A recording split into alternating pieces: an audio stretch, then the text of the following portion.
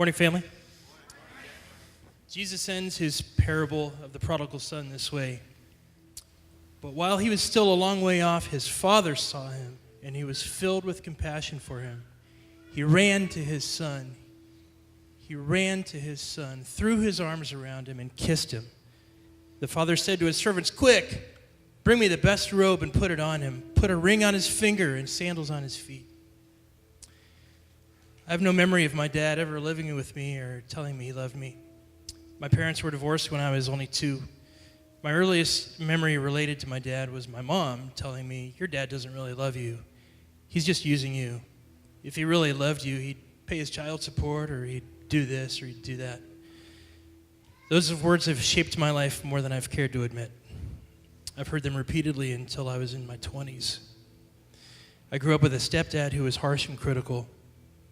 I set out to earn men's acceptance by creating for myself a list of accomplishments that real men would respect. I became an Eagle Scout, earned 8 varsity letters, graduated from the Air Force Academy, and earned honors as a war veteran at a young age, driven by an unhealthy need to earn the love and respect of the men around me. Over the years, God has brought great men into my life who knew better than to try to replace my dad, but instead pointed me to my true father, who wants nothing more for me than to know how much he loves me. It took me much of my adult life to recognize this about myself.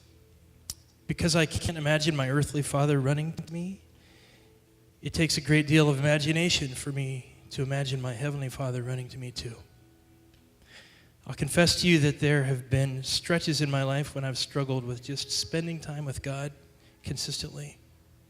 And I've come to realize that it's not that I don't enjoy being with God. It's just that I've struggled to believe that he enjoys being with me.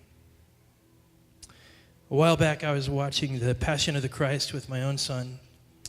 As I watched the reenactment of Jesus being brutally beaten and tortured to death, a voice inside me said to me plainly, "This, Jay, my son, is how much I want to be with you." So this is me, Jay Pullins. I'm taking a personal journey, a journey to cease my striving and let Jesus be enough for me. A journey of standing still and watching my Heavenly Father run to me and put his robe around my shoulders and his ring on my finger like a beloved son. And I'm thinking there are many of you like me, and I'd welcome you to follow me on that journey. Thank you.